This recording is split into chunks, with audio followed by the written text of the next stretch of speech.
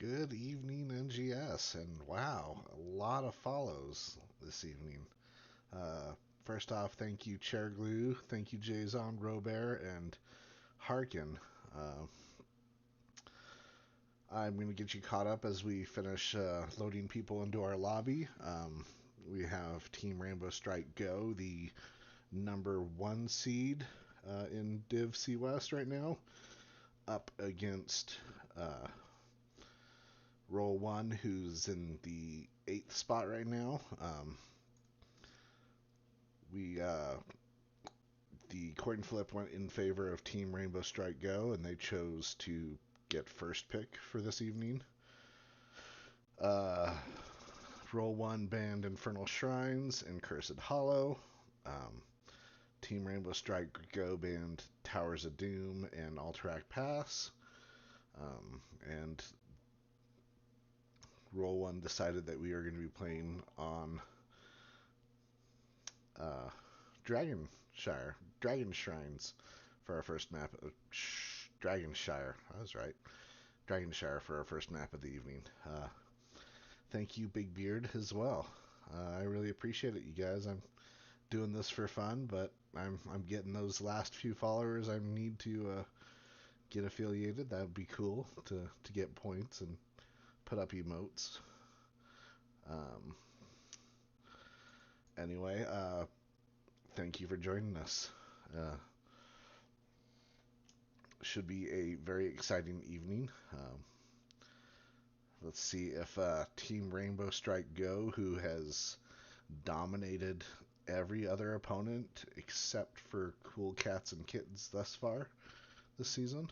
Let's see if their streak continues or if Roll1 can finally not critically fail, I guess is what one rolls are, right? If I know my D&D, uh, you know, I have faith. I know Roll1 has a lot going for them. They're a very good team, despite the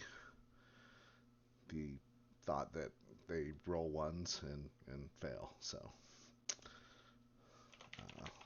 we are our lobby is full. We should be able to get started here in just a second, and we shall have an exciting evening ahead of us. See several Roll1 fans in the chat already.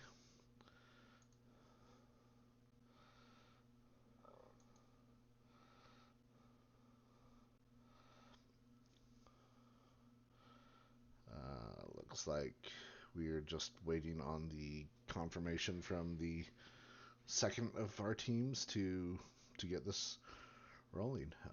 Dragonshire is a fairly balanced map. You have the top lane and then the two middle and bottom lanes, which are pretty close together. Usually you'll have a solo lane in the top lane just trying to soak, hold the shrine when they can. And then your big output comes from the the middle bottom rotations around that fun little triangle point. So lots of excitement can happen in the bush triangle there, just below mid.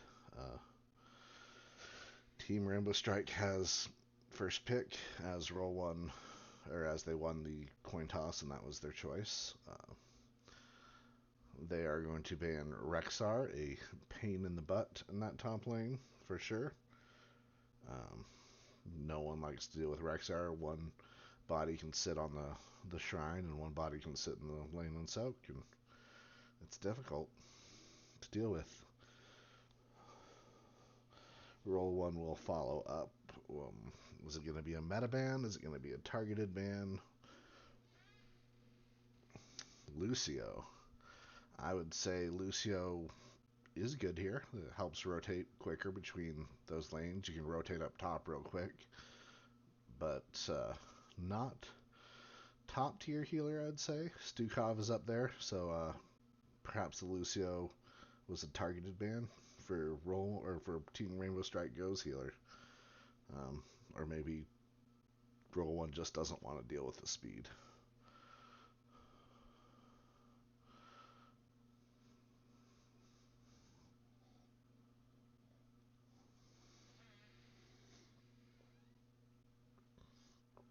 And Diablo, who's usually a counter for Lucio, but is great on this map with the bush triangle. Falstad, the first pickup, seems pretty meta right now. Falstad does have a level 1 talent that's banned. We'll need to watch that carefully, make sure that's not picked. His W talent at level 1, the Thunder Strikes, interacts funky with a couple other abilities, so it is currently banned until it is patched and fixed. Malfurion and Tychus, two top tier heroes picked up by Roll1. Malfurion's sleepy roots are gross right now, and Tychus is very powerful. But Team Rainbow Strike Go counters with another top tier hero with Brightwing. That gives Falstad and Brightwing, giving Team Rainbow Strike Go 2 globals thus far, which means that a rotation collapse on top could happen any time.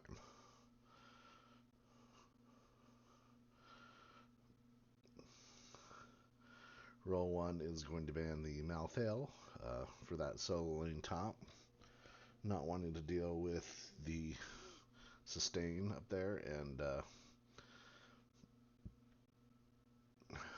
Team Rainbow Strike follows up with the beef ban. No cows tonight in this match.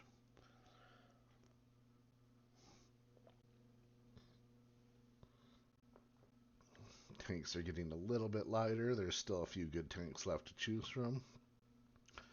Or maybe Roll1 is feeling spicy and is going to do a Uther tank. Nope, they're going to go with a Muradin. So the Sonya's great offlane right now. Sonya's W build is pretty powerful, slam build. And the Muradin will be there to zone for the Malfurion Tychus. Keep Mei from diving too far in, hopefully. The Chen to counter the Sonya and the Kael'thas. Always a fan of Kael'thas. He's one of my favorite heroes to play as a gold tier, or as a gold ranked C player, but the Chen is a really good pickup if you're good with him. It's a high talent requirement hero. We'll see how Kegel deals with that. And Big Beard is going to get the Orphea. Ooh, I like the Orphea. I like the Malfurion Orphea follow-up. Sleepy Roots, Chomps, Muradin, Stomps. Should be a very interesting match. Tell me what you think, chat. Who drafted this better? As a caster, I like both drafts, so I'm not going to take sides, but tell me what you think. Team Rainbow Strike Go with their globals, or Roll1 with their solid damage output?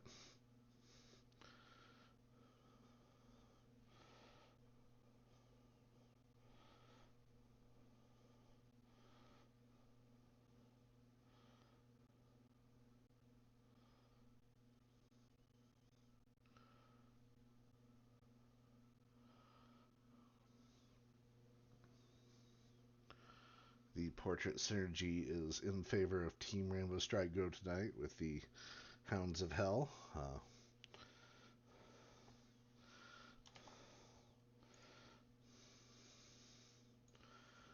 We have, introducing the heroes on the blue side, we have Styx on the Falstad with the non-banned talent, Kingle on the Chen, Panda on the Brightwing, Silver on the Mei, and Robert on the Kael'thas. And on the side of red, we have Wanabe on the Malfurion, Zad on the Sonya, Rock Your World on the Muradin, Big Beard on the Orphea, and Poe on the Tychus.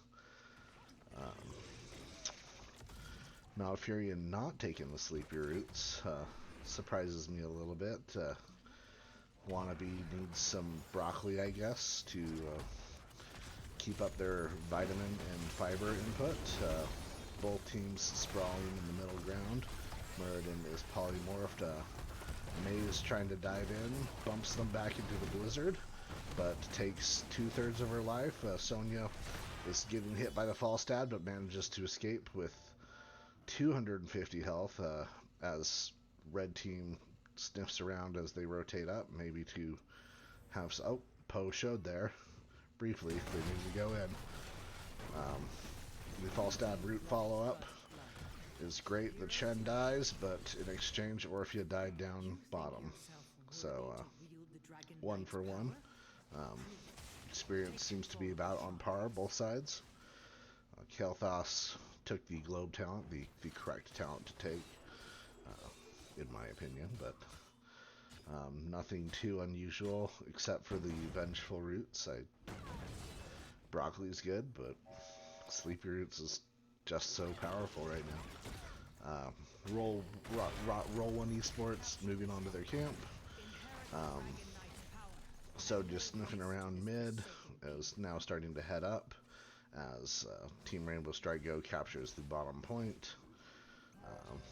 The siege camp is picked up, and Roll1 is not going to invade. They are instead going to try to capture the bottom point as Sonya rotates onto the top point. Team Rainbow Strike Go going with the 1-1-3, leaving Falstad middle to get soak, to get those stacks on his auto attacks. Chen pushes Sonya off top point as both teams pick up 4. Orphea is going to chomp into that Kael'thas down there, though, doing massive amounts of damage and pushing him away. Very nice from that Orphea combo. Muradin, Roll1, you can come up here and try to get this this bird, Falstad. The root pushes him around it. Didn't want to get rooted, but still succeeded in their goal of killing the Falstad. Orphea in trouble here as 3 are going to come collapse on her. Very nice pathing. Dodges the blizzard. Is out of range for their DPS. See if she can pull off some tricky movement here. Her team is down here. Just a little bit too late as Roll1 tries to stop the shrine, but Falstad picks it up mid.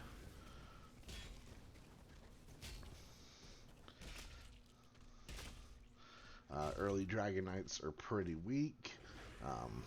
If they get the wall, that would be a win at 3 minutes.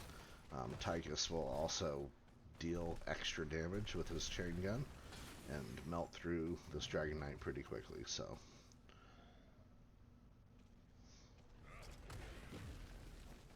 Team Rainbow Strike Go, first 2 sevens. We have the Kael'thas picking up burned flesh, so no bomb build today. Everything else seems pretty standard. As Roll1 follows up, Tychus just sitting here dealing with the Falstad, not playing too dangerous as the Dragon Knight expires.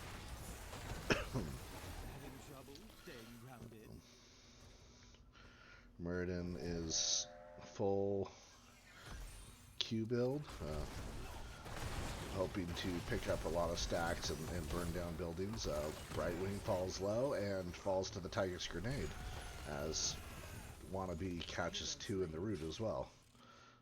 Falstad meanwhile using those rotations up to take out the Sonya, which is going to leave Roll1 at an experience deficit, as that experience says someone has to rotate all the way up, or they just don't, and they let the experience go. May's sniffing out this camp back here. Muradin's probably going to have to come down. His team's probably calling for him. He leaps over. And they save the siege camp from the not so much of an invade that Silver was just teasing at. Surprisingly, Team Rainbow Strike Go does have a little bit of an experience lead, but it's not a lot. You can see only about 500. No, Red Roll1 actually picks it up here right before the Sonya is ganked. No, Sonya, 130 hit points left. Escapes with her life. And is going to start picking up this camp to get some pressure for this. Meanwhile, Red Team is going to try to rotate up, and Chen's not going to take it again. It's happened already before, and he is ready for it this time. Well, Sonya picks up the camp by herself easily, as Sonya can do. The Roll1, both teams have picked up 10. Roll1 picks up Avatar, Crushing Jaws, the Twilight Dream Silence, Odin, and Leap. Meanwhile, Team Rainbow Strike Go has the Storm, Earth, and Fire, Pyroblast, Blink Heal, Gust, and Ice Wall. Sonya, tired of those ganks, now has an escape with her ultimate ability. But it's really a tight game so far by both teams. Very well played. See if Sonya can pick up the Dragon Knight. Chen was on the top point, captured it. The Crushing Jaws hits no one, as Roll1 is going to hold this bottom and let Sonya take care of other lanes. The Ice Wall misses everyone, as does the Blizzard. Let's see if Roll1 is able to catch a kill here. Brightwing gets to half health, but Blink heals out, as Sonya is... As Falstad went up to the Sonya, and Sonya just leapt out, as we were saying. That's an escape now. But, you know, it's a 60-second cooldown for a failed gank attempt. So I think that Team Rainbow Strike Go is okay with that. The Falstad's rotating up again, as Roll1's holding the bottom point. Well, Sonya not having any of that this time. Falstad is looking to come down. Is he going to try to gust into the team? No, he's going to play around mid. Roll1 has now taken this entire wall through the pressure of their 4-man, their 4 versus 3, but is now rotating up and leaving Orphea here to lose the point bottom. Red has to keep an eye on that Dragon Knight with the Falstad and the Mei. You know, Tychus doing his due diligence and waiting patiently to see if someone shows up. Sonya and Orphea picking up top and bottom right now, as Red sniffs out this bruiser camp. They're invading 3v2. Chen goes into his Earth, Storm, and Fire. Odin falling low. Muradin jumps over the wall. He's trying to escape himself and his avatar. The Root picks up a couple of stacks of broccoli there. Muradin again leaping out for his life. Sonya is trying to be held to the Blizzard.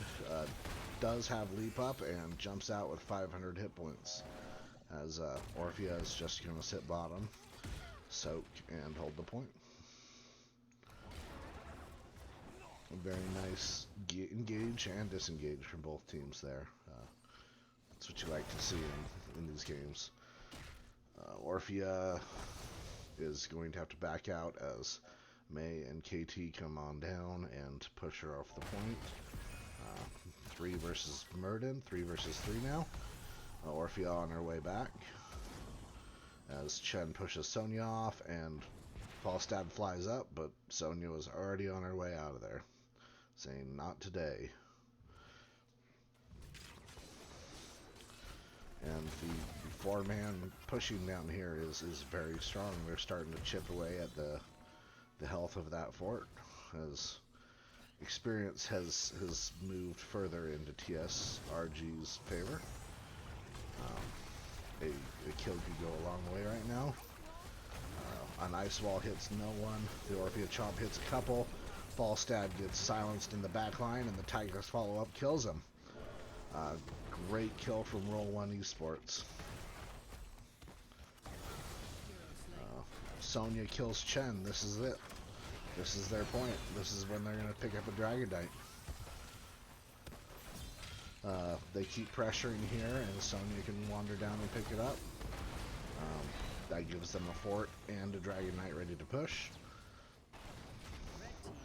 Very, very, very well played by Roll1. The Dragon Knight picks up. Are they going to walk it down and push into the keep wall? Or are they going to try to open up the map? They look like they are going for that keep wall. It will be 5v5, but Roll1 is about to pick up 16, the third strongest talent here. Arguably. A lot of strong talents coming on 16 for lots of heroes.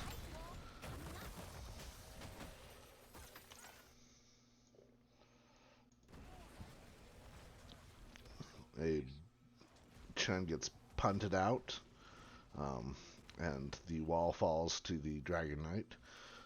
Maybe it's a time to use the remaining life on that Dragon Knight to pick up the fort mid. The Falstad comes into the back line, but gusts away the team. A face check into the bush that was not necessary, but Chen's falling to half-life, but uses his stumble to negate the damage and the ult to erase it. Big fight burden is in Avatar leap in to land onto Chen. Chen's about ready to fall. Does that damage from his... Yep. Chen falls, but may as well. And Roll1 is going to take this keep. Why not? They have two kill advantage right here. Brightwing getting low too. If steps up too far, they could try to end the game. A red team smartly is going to back off, take the camps, paint the map red in their favor.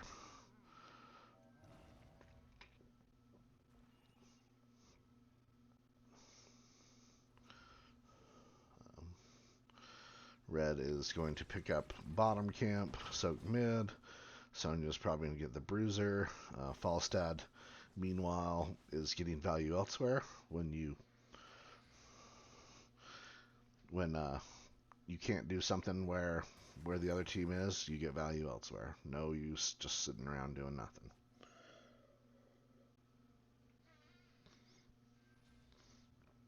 The camps all being picked up except for the left bruiser by Red, putting a lot of pressure on the map as there is constant catapult pressure bottom as well. Roll1 is here to play, and is going to hope this Chen steps up too far. Looked like Tychus stepped out a little bit too early. Maybe got a little excited, or the call was made and he was just the first one to react. KT is still clearing bottom from those three camps. Roll1 moving, didn't want to take the top camp. They are just going to roll with it.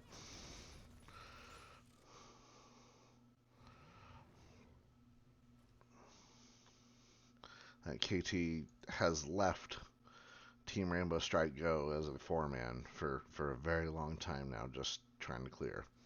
The five-man rotations from Roll1, hunting for a Kingle this time. Brightwing teleports in, and Earth Storm and Fire used.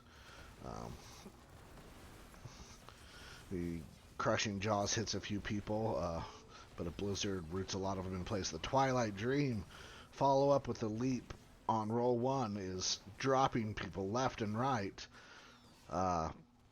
Team Rainbow Strike Go has 50 seconds of down 4 people. Roll1 is just going to roll bottom. They're going to pick up the Dragon Knight. They're going to go in through the bottom and go in for the win. Right click the core, guys.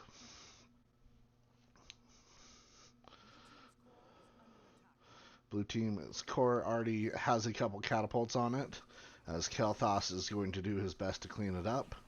But with 15 seconds and a Dragon Knight, I think that they are praying that Roll1 messes up, but they play this perfectly. Roll1 with the first game of the evening in a very well played game by both teams. Yes, Beowulf, you showed up at some great time. Roll1 having a great fight or two right there.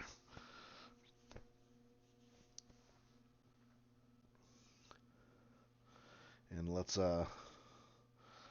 turn to our game summary screen as we look at stats, talents. Stats pretty even across the board. I mean, besides the kill difference, not a whole lot of Sonya getting a lot of soak. Falstad and Chen being the middle and top lanes. Did more soak combined than Sonya did, but that allowed the four-man to just pressure bottom most of the entire game. Other than that, Tychus putting out the most damage. KT doing tons of damage as well, both Siege and Hero, and never losing his life. We will see here in a moment as I update the score. Roll1 won the game, and let's see what Team Rainbow Strike Go wants to do as far as first pick or bat pick for the next game of the evening.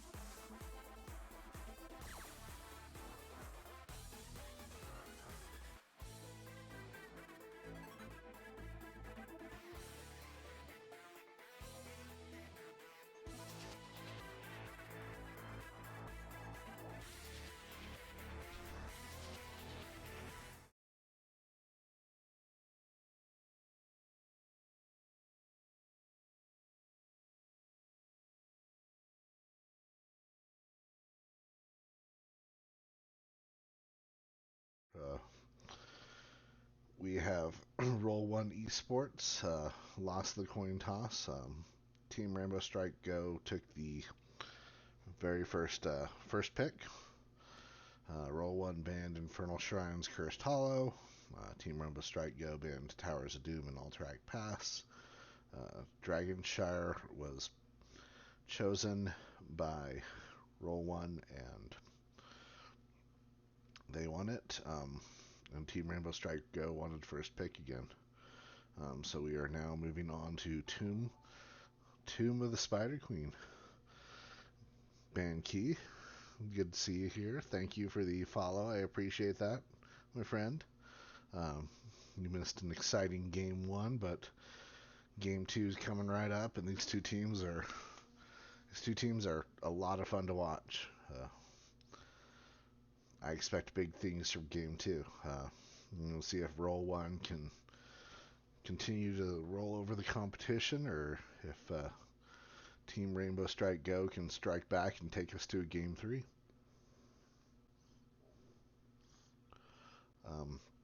We now have all 10 players in the lobby. I'm going to let them know we are ready at any time.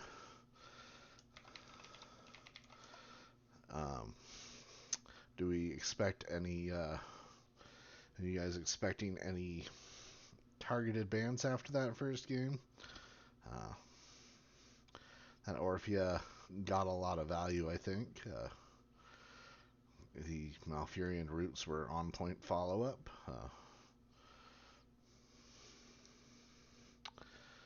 Overall, it was a awesome first game.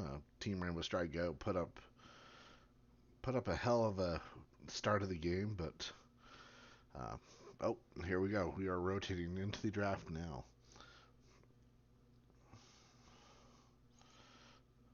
Tomb of the Spider Queen. One of my personal least favorite maps. I despise this map with a passion, but it's not about me, it's about these teams. Tomb of the Spider Queen, really short rotations between maps. Global's less effective, not completely ineffective, but a lot less effective because you are rotating top to bottom in 10 seconds, 15 if you have to take the safe path. Easy to rotate, easy to gank. You gotta have watching 2 turn-in points for the objective. Overall, I don't know. I just not one of my more favorite maps, but it's a good one. It's a balanced one. It usually goes to the end game. So let's see. Are we gonna draft some end game heroes, some Asmodans, or some Nazebos, something for late game, or are we just going to see some good pickups by heroes? Sonya, not something that Team Rainbow Strike wants to deal with again. Banned out, a respect ban. Lucio was banned out by Roll1 the first game, and they are not dealing with it. Tychus, so Team Rainbow Strike Go says, we did not like what you brought the first game. What else do you have for us?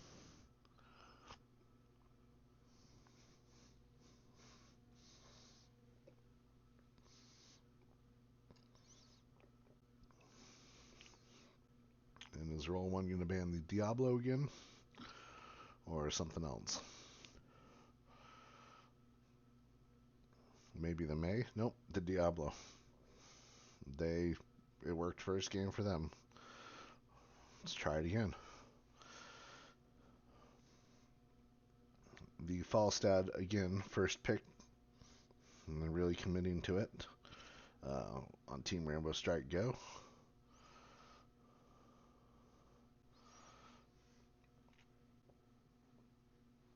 The Stukov and the Chromie. The Stukov was banned out by TSRG first game.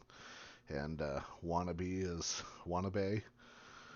I think I'm saying that right. Wannabe. Apparently it's a comfort pick, and is picking it while they have the option. Chromie still really strong. Not at her peak as she was a few months ago. Meanwhile, the Cassia Johanna picks are very solid from Team Rainbow Strike Go. Blinds. Um, Maybe trying to avoid a auto attacker, a Zul'jin, or a Raynor, Vala. Or maybe they just like those heroes. Roll1 gonna ban out the Ragnaros, my boy, my Fireboy. Love the Ragnaros. Was my main offlaner for a long time.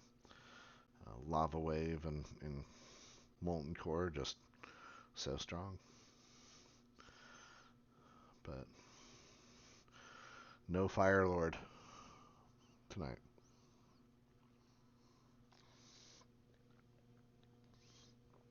The ETC ban again by TSRG. That was their third ban in the first round as well.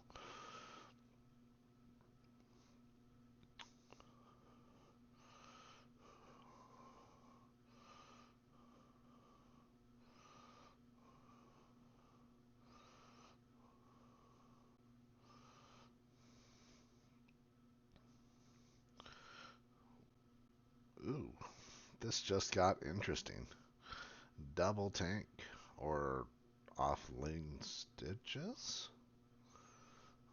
Question mark? Um, Either way, I'm intrigued. Color me interested.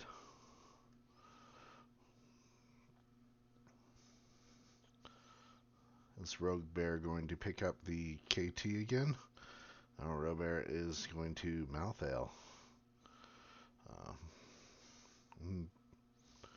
Not sure who played the Chen the first game. I want to say Kingle played the Chen and Malthael was player. Robert played the KT, so they've switched roles. Unless they want to swap heroes, we'll see if that happens. Big Beard is what are they going to round up the murder comp that they have with? Zarya, hyper carry Chromie. All right, Robert and Kingle swapping. Robert dancing around. Now on the Falstad. Meanwhile, I'm intrigued to see how Roll1 plays this. That's a lot of front line, a lot of expecting Chromie to hyper carry with the damage.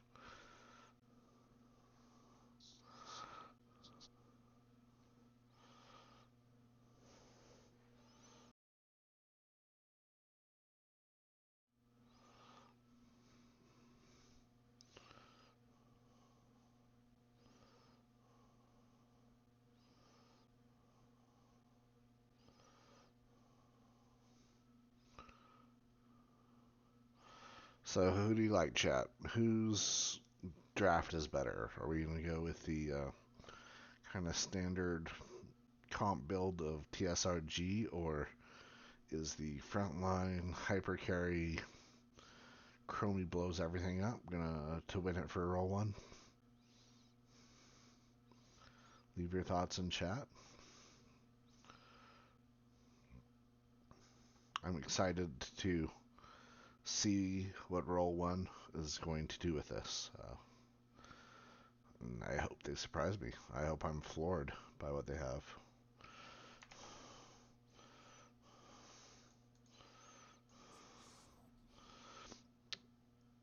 We will go over first Team Rainbow Strike Go, Panda on the Anduin, Styx on the Cassia, Silver on the Johanna, Robert on the Falstad, and Kingle on the Malthael. And on the side of red, Zad on the Stitches, Rock Your World on the May, Big Beard on the Zarya, Wanabe on the Stukov, and Poe on the Chromie. Chromie is going the W, the Dragon's Breath build. Stitches is going to chew on a lot of people's faces. And the fall stat is auto attack build again. I seem to be having a connection issue. Uh, Hopefully it's done for the game. Um, Stitches going down to the solo lane. This is May getting really low, but the ice block saves her. Uh, the usual game plan from Tomb of the Spider Queen is rotate mid top, get your gems, don't miss experience. Johanna's slowing the rotation down. As Team Rainbow Roll1 Zarya is caught on the rotation, but shields up and seems to be doing fine. Zarya's gonna slow Blue's rotation, but Blue has rotational priority.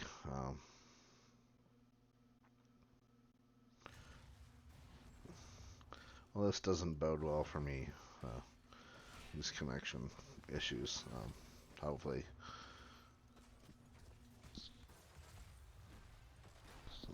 they settle down here. They're trying to put some damage out on the Johanna, but she just trades and walks out. Meanwhile, Zarya is going to slow the rotation back down mid. The Bruiser camp is collapsing. Blue had picked up that Bruiser camp, and it's hitting mid. Means they have one person to clear it really well. Zarya didn't take the extra auto attack damage at one, so it's going to be on Chromie to hopefully take out a lot of that wave with a lot of damage. Stitches coming up.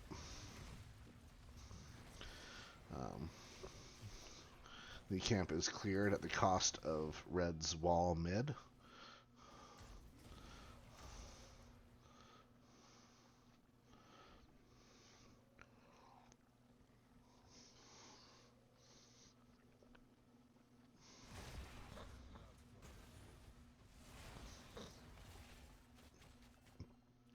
I'm apologizing, guys. I'm lagging here. I'm going to close some programs that are running in the background.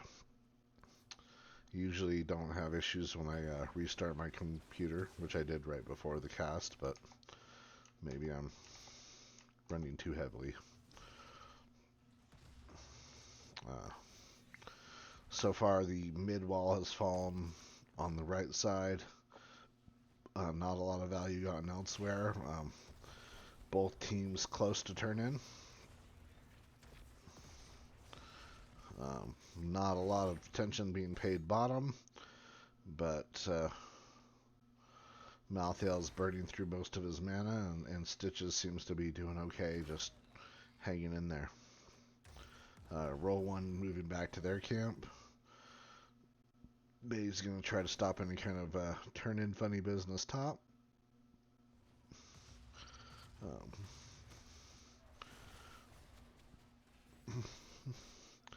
Malthael, a big carrier of the gems, almost 20 of them on the side of Team Rainbow Strike Go.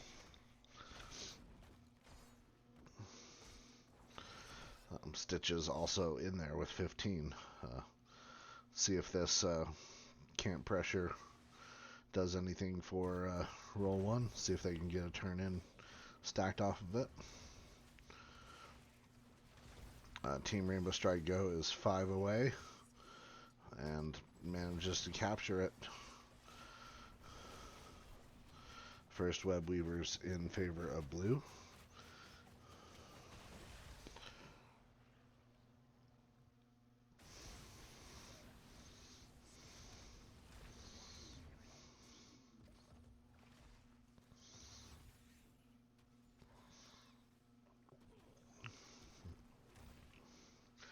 That wall mid being gone means Team Rainbow Strike Go really wants to push into this mid fort, see if they can take it with this Web Weaver. The wave clears out the fountain as Roll1 is trying to push them back. Chromie is top trying to clear that Web Weaver, so only just average damage as Stukov is trying to slap down the big spider queens. The spider matriarchs, I believe, is what they are called. Let's see if I can catch it down here. Web Weaver.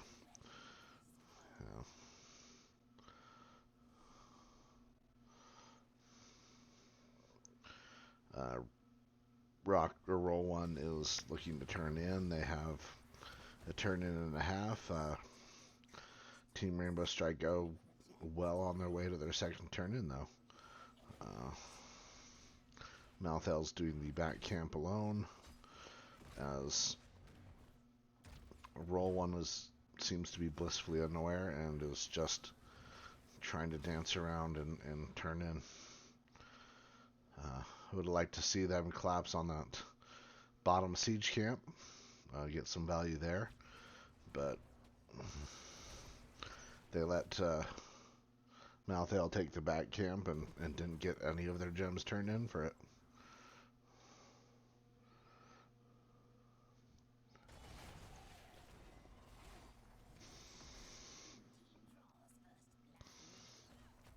In 7 minutes, almost 7 minutes in, first blood happens. Stitches falls right before tens, but his gems are picked up by May.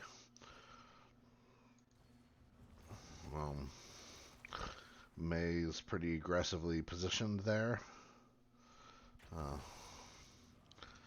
We can go over the 10 talent tier.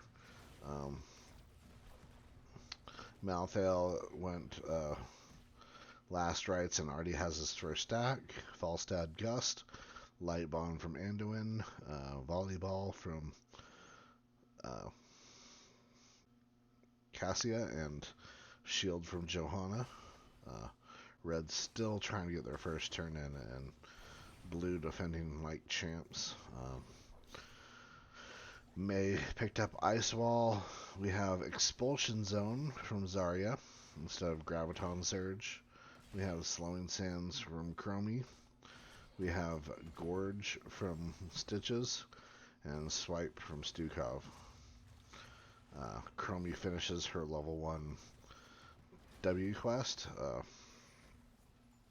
Blue is being relentless as not letting any kind of turn in happen. Bottom fort has fallen now.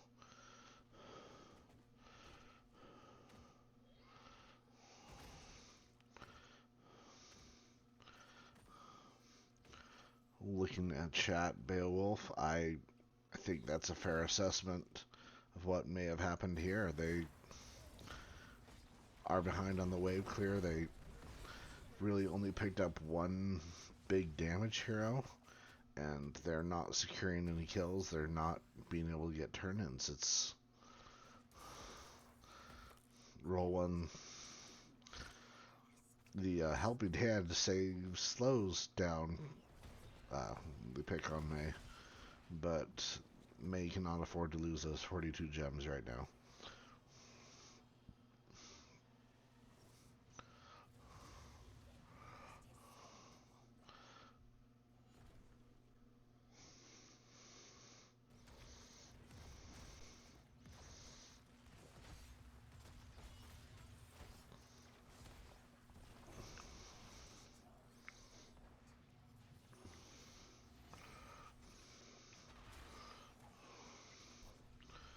Stitches was looking for a target to gorge and pull back into the keep.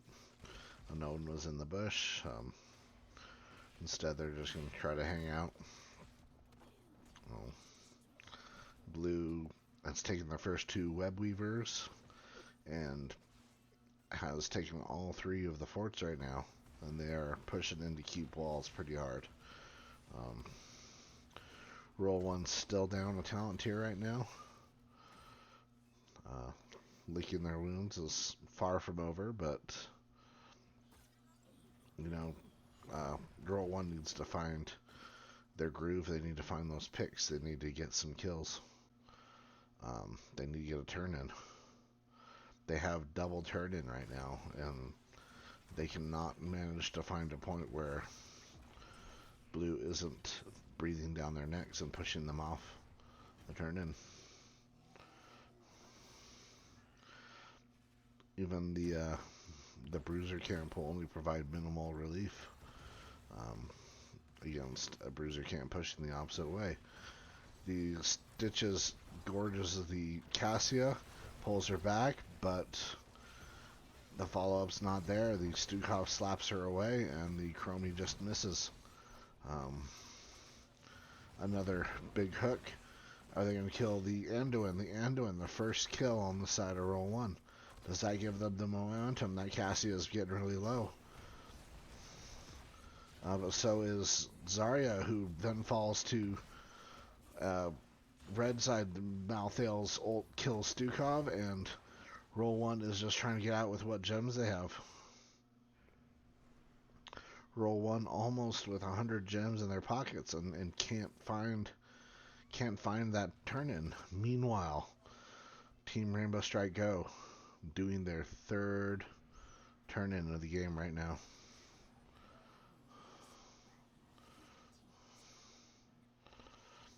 And this is starting to look like they are trying to seal game 2 early. The third web weaver is moving most of the way across the map. All 3 web weavers are still past the halfway point, and it looks like blue is going to try to push in bottom and get their first keep.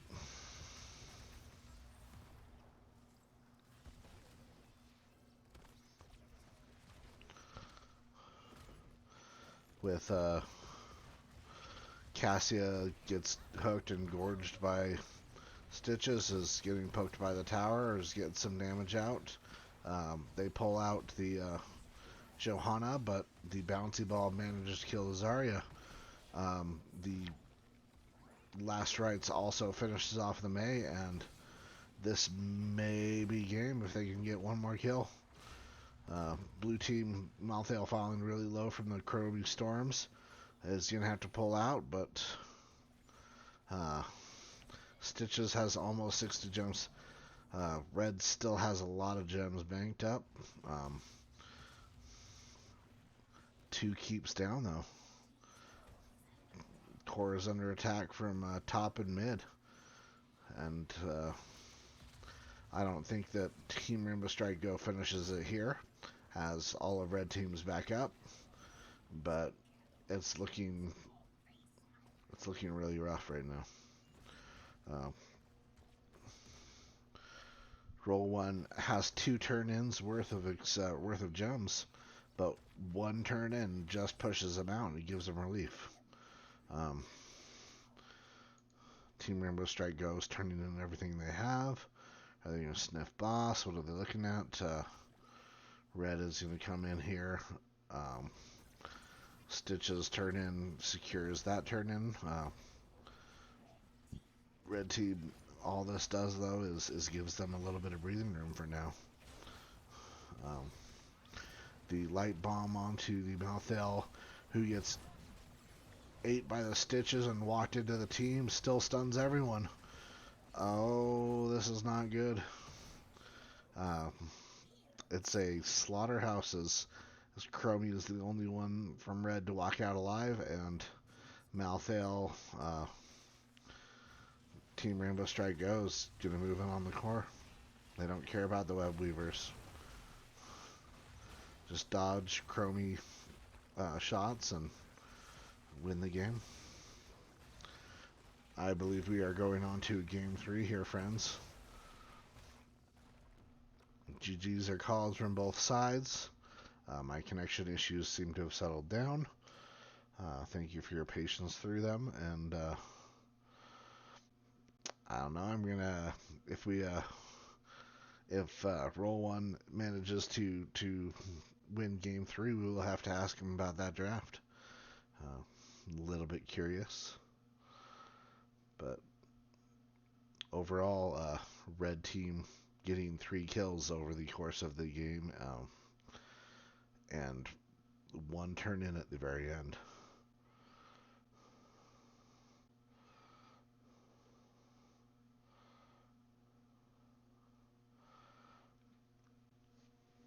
I would also say that, let me go to the game summary screen. I would also say that Zarya can help a hyper carry like a Voller or something and keep them alive, and even you can have two big frontline tanks. Um, but I didn't see the Chromie being enabled by either of any of that front line. So Chromie was just doing Chromie things, and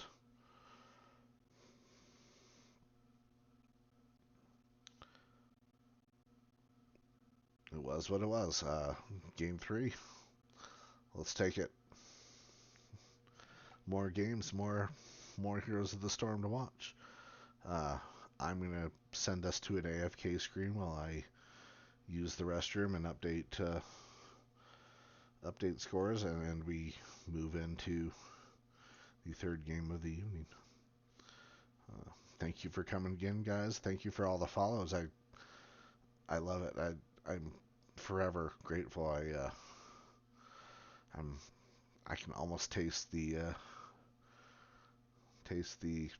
affiliate. I don't want anything. I don't have any big plans of being a big streamer. I want to throw money at artists and have cool emotes and have that for myself. So I appreciate everything. I appreciate you guys being here. And I will be right back. Give us 5 minutes and we will move on to our third game of the evening.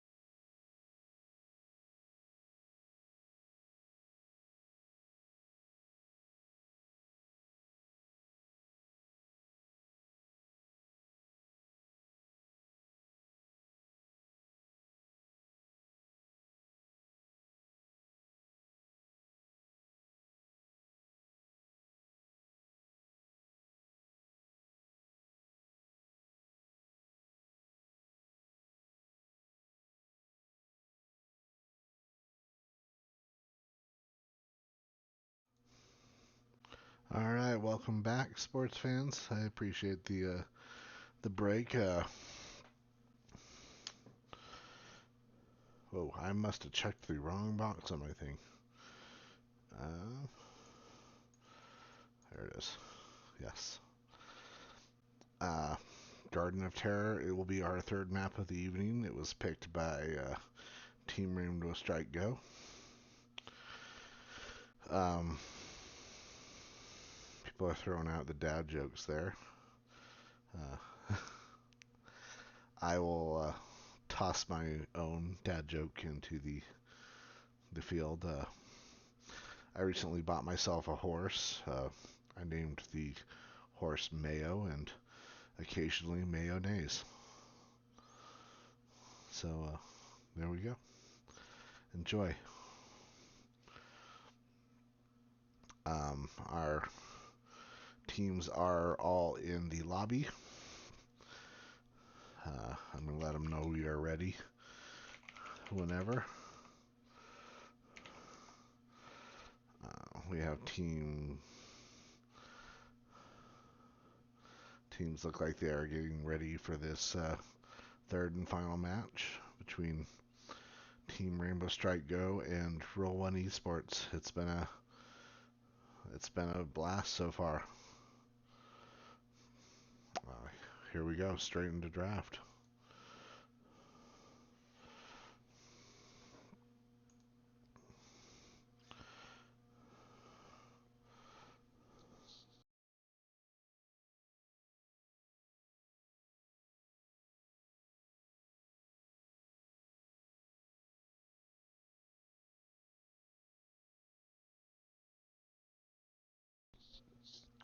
Yes. Yeah, well, if that's a world I want to live in, is bad dad jokes. The Lucio snap banned again by Roll1 tells me something about TSRG. The Tychus, not something they want to deal with. Diablo, Lucio, again in the 1-2. And no Falstad. TSRG says if we don't get Falstad, no one does.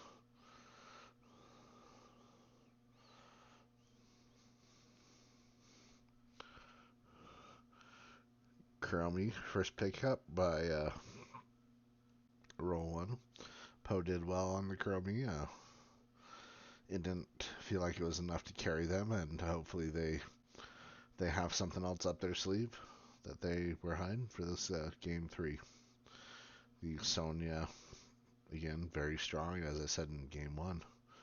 Sonya's pretty meta right now.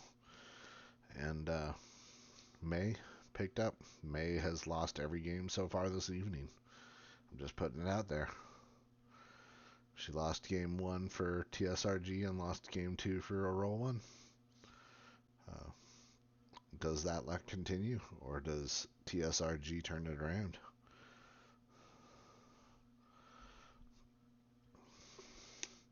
The Meridian and the Stukov. The Stukov was banned in game 1. Wannabe, apparently a comfortable healer for Wannabe. Meridian seems like a great backup for Rock Your World, but he did have all the heroes to choose from, all the tanks he wanted, except for Diablo May. So,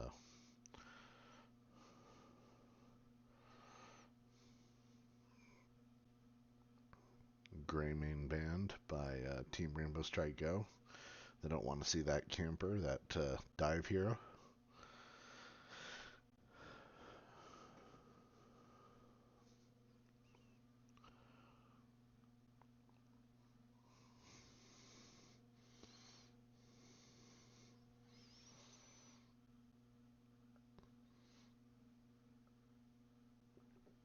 And the Brightwing. Brightwing is a high tier healer right now. No globals. At least not yet. There's still a few options left. Dahaka, Nabather, ETC with Stage Dive. But the big ones are off the table. Illidan with Hunt. Deckard, ooh, my personal favorite healer, Deckard, and then Hanzo on the side of Team Rainbow Strike Go.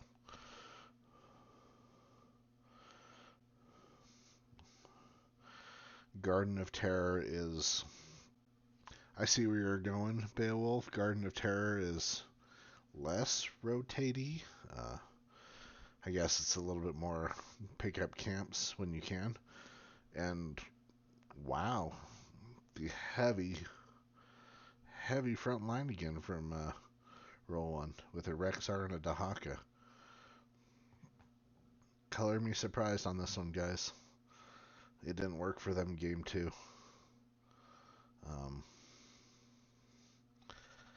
I hope it works better for them this game. I don't know what else to say.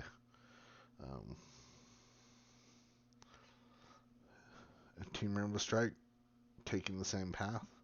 Double bruiser and tank. I don't know, man. I don't know, chat. I don't like it. Tell me, who do you think is going to win here? I think Hanzo and Sonya on Team Rainbow Strike have good camp clear. Rexar can do all the camps in the world if he really wants to. Stukov's probably the best healer to do camps. Rhaegar's really good too, but arm slaps are pretty good against camps. I don't know. Let's see what happens.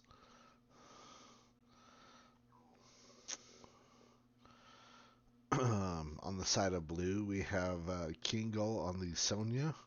We have Styx on the Hanzo.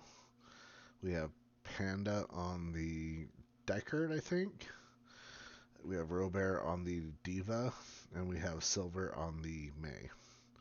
And on the red side, we have Zad on the Haka. Wanabe on the Stukov. Poe on the Chromie again. Big Beard on the Rexar.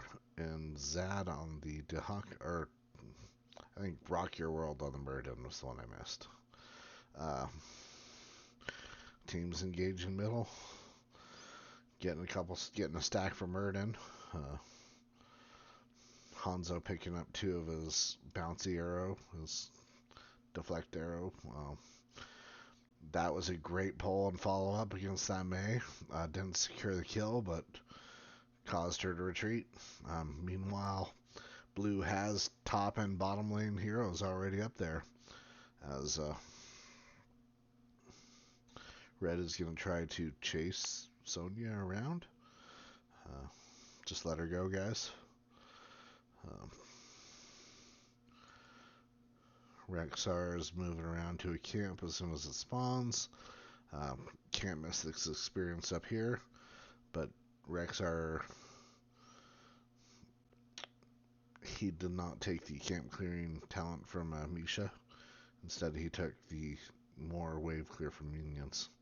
Diva even comes down to sniff out the camp and sees it half dead as Roll1 rotates away.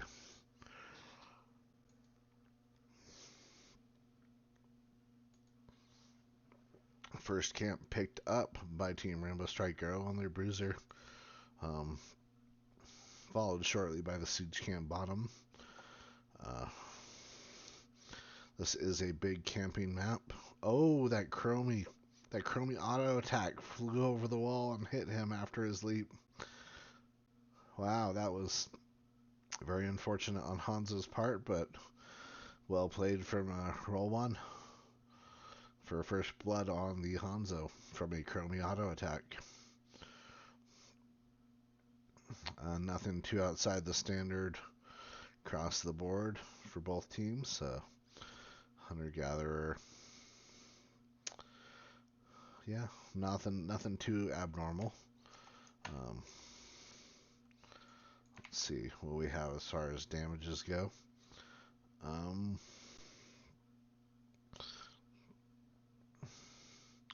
First seed comes up bottom. Both teams very heavy front line, very bruiser heavy. are going to have an interesting little scuffle over this, I think.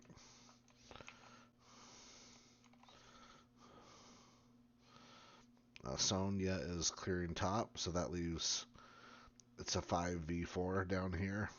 Can Roll1 get a pickup? The Muradin's almost dead, has to leap out, stuns the D.Va, waits for his trait to kick in, begins to heal up. Sonya still on top, but Team Rainbow Strike Go doesn't need her. They are doing pretty well on their own. Is that Hanzo going to fall? Yes, he does. He's too far in. Muradin getting low. D.Va throws out the bomb. Muradin dies. As the Panda channels it, the Chromie Sandblast hits her split second after.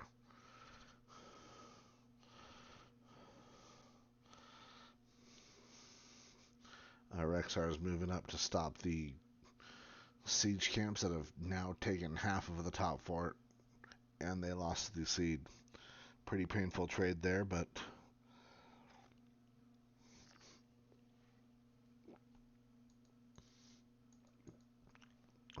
we'll see how this goes.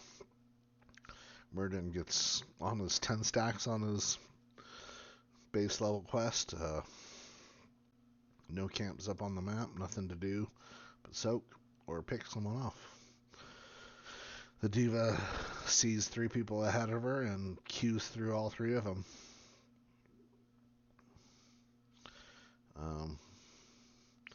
Siege camp has come up bottom right, but Roll1 is going to be committed up here now to clear everything out.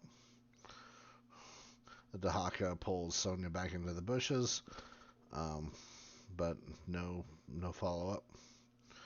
A lot of abilities being thrown out, nothing really landing any kills. Both teams just kind of dancing around.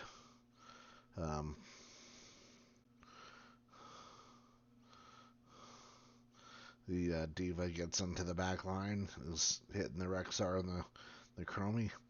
Meanwhile, Panda is channeling on the point. Red turns and kills Sonya and Mei, and is now going to take this point for themselves. What else are they going to take? Camps are up. Top left siege camp in 5 seconds. All camps are up, in fact, except for the top right bruiser. Roll1 not getting too aggressive, not invading and taking blue stuff, as blue is back up already.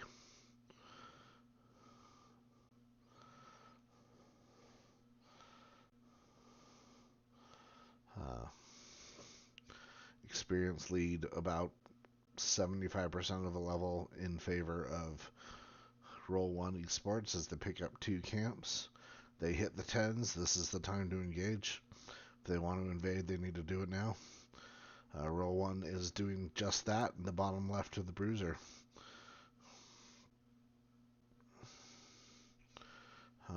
Still have about 30 seconds until Team Rainbow Strike Go will catch up on them. Pushing into the mid wall, taking some stuff. Rexar looks at the siege camp, and they decide to instead focus on this seed. Get their second seed for the evening.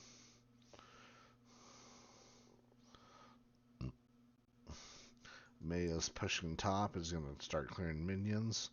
Rexar's coming up to sniff that out as 10s come online for both teams.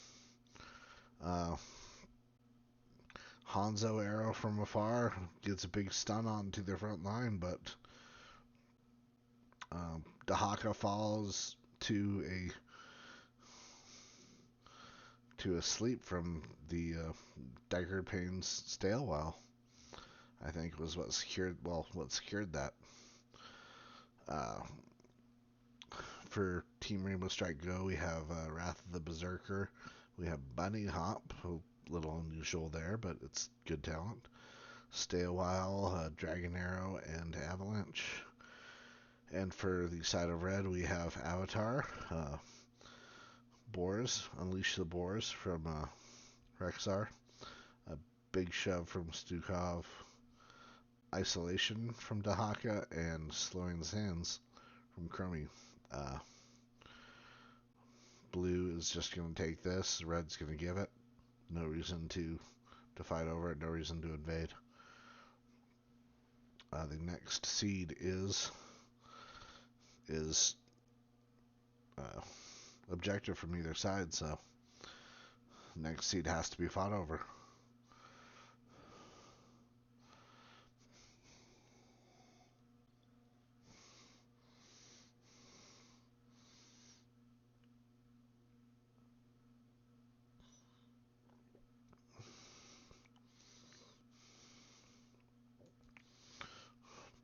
I like this invade. This is a big invade. Oh, the Avalanche pushes the Haka off, but very well done. That pulled an ult for a siege camp. The only thing is that Red will have to be ready to answer that. Red gets here first, getting set up, clearing the objective. The Sonya is on the Chromie in the back line. Dahaka is going to zone off that Sonya from coming in again. The arrow hits Chromie. A big heal out on her, but she's now in the bunny stomp. She used her ice block. Is she going to get out safely? Diva's not going to quite get there in time. Panda is still channeling in the back line. Chromie falls.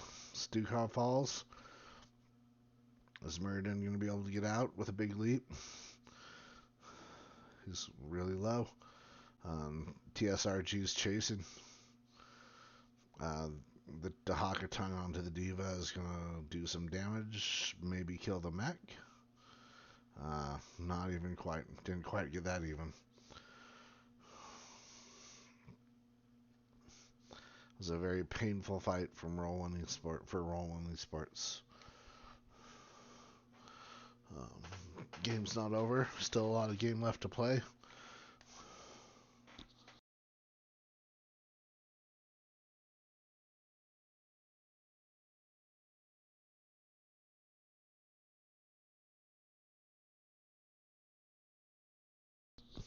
All 3 forts fall for Roll1Esports from this first objective, as TSRG is just going to keep pushing in.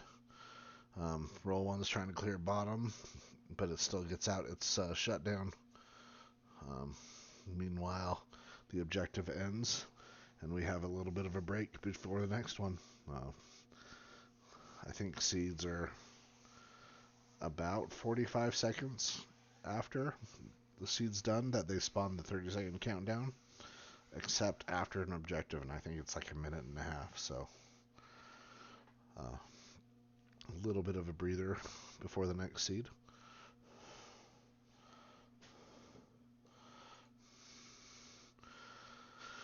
Roll1 is trying to get camps where they can. Experience is not too far behind. It's just a structure lead in favor of TSRG right now. Arrow comes out. It misses everyone. Dahaka burrows to avoid the bunny stomp. The shove pushes him off. Deckard sleeps the team, but a lot of ults going out there. The first death from this engage is Sonya, though. May is really low. May could get killed here. Rexar follows up on the kill, and Diva's now in trouble. Diva nowhere to go. She tries to roll out, but follows to the 3-for-0 exchange. Roll1 benefiting perfectly off of that timing of the last seed that will now give them the curse. I want to call it the curse, but the terrors. What else did they do with this, though? They pick it up. Lanes are decently pushed out. They can get a 3-fort advantage from this, or they can get 3 forts from this as well if they play it right. Diva still coming up on the side of blue as Roll1 is going to roll over this top fort.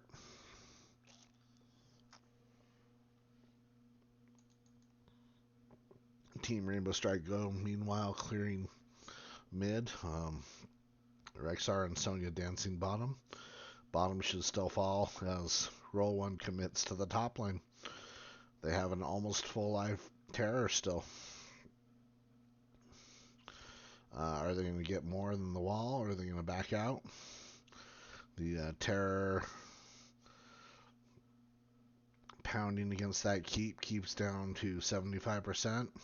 50%. The arrow comes in, hits Dahaka only. Not a long stun either, not a long range. Roll1 is going to try to pick up the main. Nope. Roll1's committing to this. I'm a little bit scared. Murden pops the avatar. May throws the avalanche and pulls in Dahaka.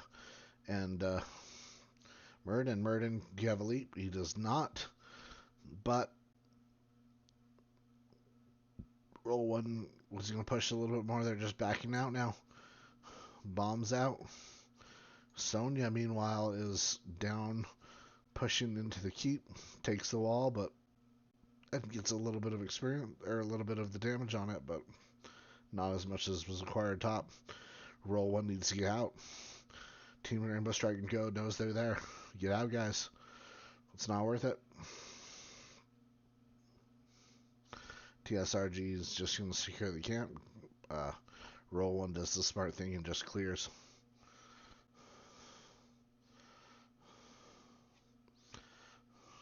The arrow misses everything from Hanzo. Both teams very close in experience. The Team Rainbow Strike Go in the 19 tier, but Roll1 not far behind.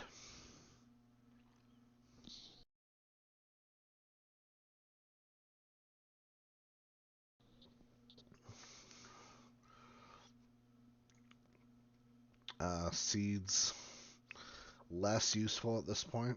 I'm going to be honest with you. Both teams have to get 3. If they can get them for free, it's time to get them for free. But until it's Terror time, it's not worth dying over. It's not worth losing keeps over.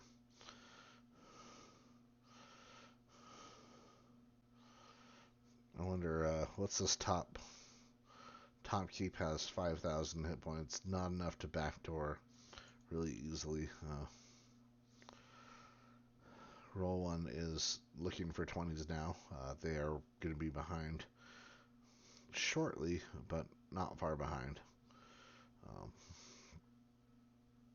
from Team Rainbow Strike Go. Roll1 sticking with a 5-man.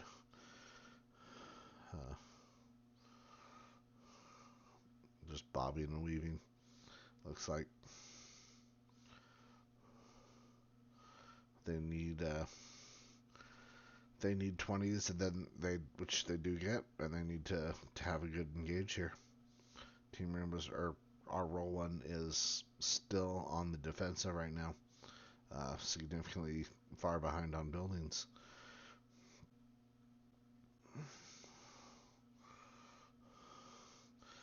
Roll1 looking for that kill. They find the Deckard. They're blowing him up. He falls really quickly. Roll1's keeping this going. They're rolling onto the Diva. Diva bunny hops, but she dies. 3 pushed off with the avalanche, but that's enough for Roll1. Roll1's going to take the point. They're going to push into that top keep, hopefully. They're going to take their advantage and secure the top keep as Sonya's trying to secure the bottom keep with Dahaka. Very annoying, but well played from Kingle.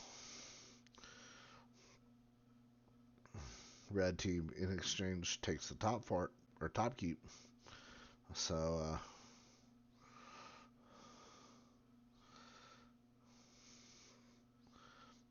very, very well done for both teams. I think they played it the best they could after that Deckard fell. Roll1's going to secure their camps. They're going to get ready for this seed number 2. Rexar's going to clear top. Hopefully someone can sniff out that siege. It looks like, no, it looks like Roll1's going to go in for the siege, and TSRG's going to invade it. Someone's pinging the retreat. People aren't listening. Both teams committed here. See bunny hops in the back lane, followed by the explosion. It's going to hit a lot of people. But Silver is about to fall. May almost... Oh, May's trait activates, and she's still dead. Turning on the Sonya, the red team is going to look for a kill. Stuka shoves off the Sonya, or the Sonya, but it's too much. Too much damage for that Chromie to take, and they lose the Chromie, followed up by a Murden.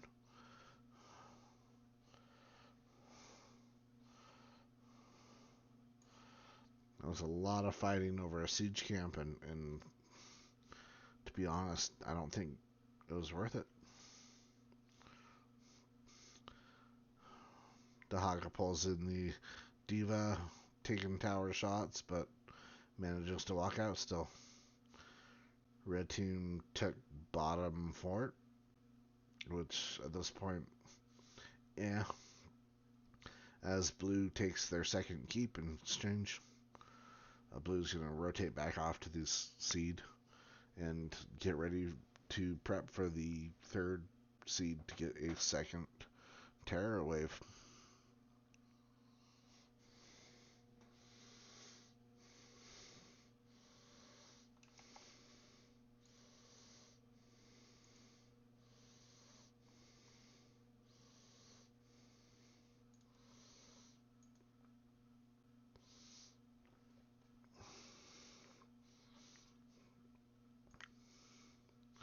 At this point, yeah, you're going to want to take anything you can on the map. Can red invade this siege camp before blue collapses on them? Maybe. They're going to give it a shot. Sonya's looking in. The bunny hop in the back lane, followed up by the explosion, is going to hurt. Stukov tries to push it out, but still takes the brute force of the explosion. Bear falls, but exchanges his life for mech. Otherwise, everyone's still up. Dahaka in the back line falls from Roll1Esports, and blue team has actually got 2 siege camps and 2 catapults on their core now. The longer that red team spends here, the more painful this is going to be for them. The siege camps and catapults whittling away at the shield as 2 of the terrors come in. I believe that this is TSRG's game to lose. Oh, but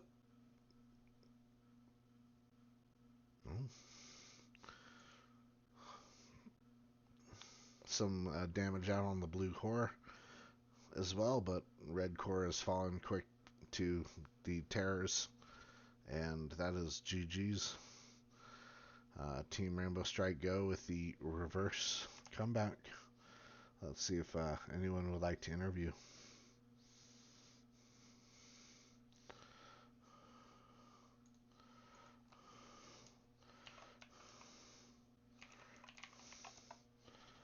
Let's see if we can get someone in for an interview.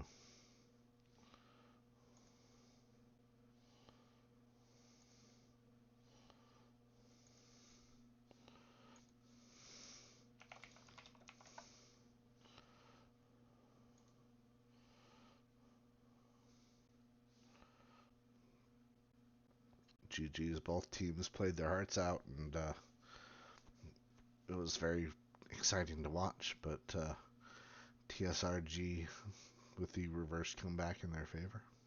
What up? Yo, what up? doing, Robert?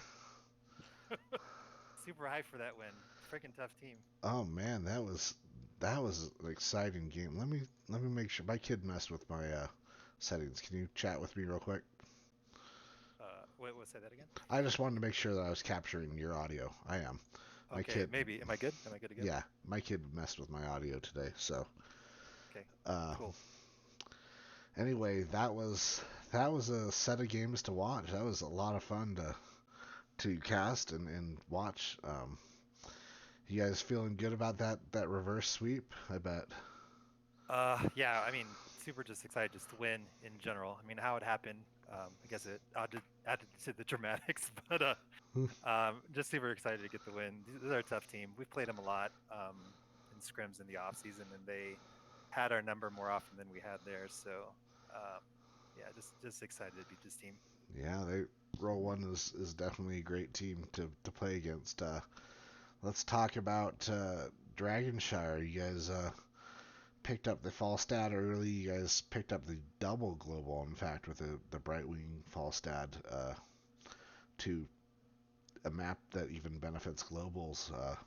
Did you guys have a game plan going into that? I mean, we did, but we just didn't execute it as well as we wanted to. I think when we drew up the plans, it sounded good in theory, and but everything we practiced apparently we just didn't do. So we got some work to do on that one. But we had a plan, didn't execute it, and obviously we lost that time for it. Yeah, the it felt like watching it that the four-man pressure bottom was just a lot to try to deal with from your guys' side when you had Falstad and Chen top and mid. Yeah, it was we did again, we didn't play it out the way we wanted to. We were trying to hold it as best we could, but it was only a matter of time before they pushed it in, and they did really.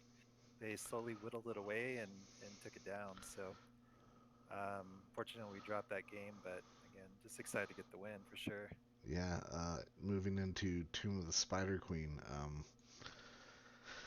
How do you feel about Roll1's draft? I was personally, me and chat were discussing a little bit confused for what they were trying to go for on that map. But I think that they had a plan. I just don't think that they secured a hero maybe they wanted to. I don't know. Um, Yeah, I don't know. I'm not sure exactly. I'm guessing they had a plan to some degree. I know that Stitches in general, because they had Stitches, they had Zarya. I mean, they got like a triple front line. What they had was the other what was their tank? Was May, it May? Okay, yeah, so yeah, they had some things, and I know playing against Stitches, we've lost games to like hooks late game, right? So I mean, I don't know if that was their line of thinking. I think maybe they got Zarya to kind of offset the mouth heal possibly, and maybe swing it back, swing his energy back around. But yeah, I don't know. We just played really well on that map. We pushed it in pretty well early on. We defended when we wanted to. I think there was one where we wanted to give on purpose. So I mean, we felt like we had at least an idea of what we wanted to do on that map, and we felt like we did a lot better for sure. And it was a good momentum swing for us too because of that game one loss for sure. for sure. And you guys had the three turn-ins, the first three turn-ins, and that kind of really pushed it into your favor, I think, as well. You guys were defending those points crazy good. You guys were sniffing out whenever they were trying to turn in. So Yeah, and I props think the to you on stakes that. yeah, the stakes got higher because it was like I think they were shuffling gems around because I think for the longest time May had a whole bunch of them, so we were trying to keep an eye on her. And then she died, and then someone else picked it up. I think Stitches, and he had like 60 some at some point. It was just like we're trying to keep eyes on those on gems, so we could prioritize, who to kind of focus fire. So, and obviously, Stitches and May are the frontliners, but then when they got to turn in, they can't really tank. So we were just trying to do what we could on that one for sure. Yeah, that was. Anyway, you guys played your hearts out. You guys did really well. The game three became a real nail biter, though. You guys back and forth. It was uh, really tight. I think across most of the game. Yeah, and I think with the maps we got left, since they ended up going first pick, I mean, whatever map we were gonna do was gonna be pretty close. So I don't know. We knew that they traditionally did well on Garden. Saw another game that they did, and we knew it was gonna go a battle going in. But we felt like maybe we'd have an edge before the game happened, and it just worked out in our favor. And obviously we went. I don't even know what we do. We both went triple front line that Yeah, you game. guys So two bruisers and a tank on both sides. yeah, Then yeah. Chromie and Hanzo for damage. Yeah, I think we were. I think when they did their triple front line, we weren't. I don't know if we were even really considering it, but we're like, they're doing that. All right, we're gonna do it too. So, Props to I'm forgetting who played the diva, but oh, props to was that you? Were you playing diva? yeah, I think it was actually. I don't even remember. It's a blur. The a lot of diva in the back line, bunny stomping their heroes. It was fun to watch and bunny stomp up until an explosion happened. So um, Yeah, just trying to keep them tied up, tie up their hands. yeah. That's what we're trying to do Mm. that game for sure.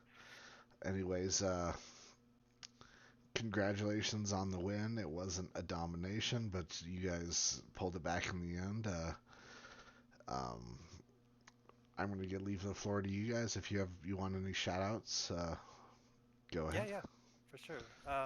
First off, just shout out to our team for putting in the work every week. I mean, good win tonight. It was a tough team, and just really just thanks for the support for the whole family. Really, we got the Knights, working on the third team, trying to be like you guys, right? Like CCS. So trying to see what we can do for multiple teams. But no, shout out to them. Our coach Z, been helping us in the off season. Just people that come out and cheer for us. Shout out to the other team, Roll1. We played him a lot in the off season. I mean, a lot. I mean, he wasn't kidding when he posted those stats. But we played him a lot in the off season. It's actually through your scrim thing. So another plug for CCS there. But yeah, we got to play them a lot. Really tough team. Super excited to come out and play their best, and excited we were able to do the same and get the win this time. And then shout out to you, man. I'm super excited to watch the cast back. After I know you were saying whatever, but I've got high expectations for you, Kelvin. I expect nothing but the best.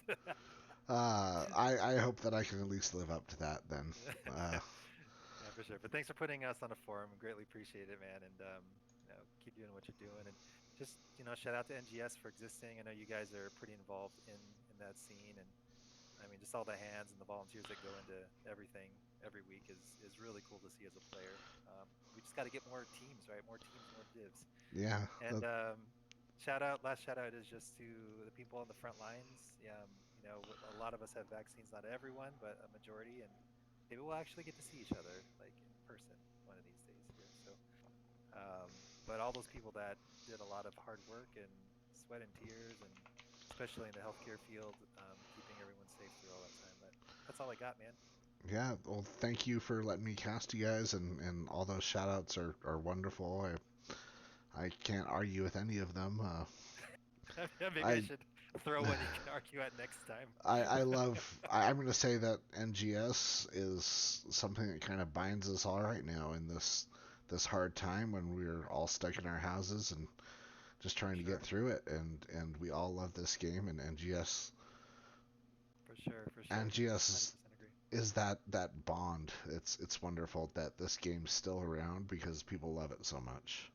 So 100% agree, man. anyway, thank you for the interview. Good luck. Have a good evening, and I look forward to playing you guys soon. I think we haven't met up this season with In a couple CCS. weeks, I think we play Yeah, your other CCS team, one of the many you have, next week, and then the week after, right, we play you guys. So we're yeah. excited. We're pumped. Anyway, best of luck, and we'll see you on the battlefield. All right, Uh, sounds good. See you in a couple, Calendar. Take care. I see appreciate ya. it, man. Take care. All right. Anyone still around? We are going to raid Ice XO2 for another Heroes of the Storm. I believe they are casting something. I didn't look very carefully, but thank you for coming up. Thank you for all the follows today. I was floored by that. I want to throw my own personal money into emotes that I can waste and have no one subscribe to me. So thank you again. Uh, much love, and I hope you guys have a good night.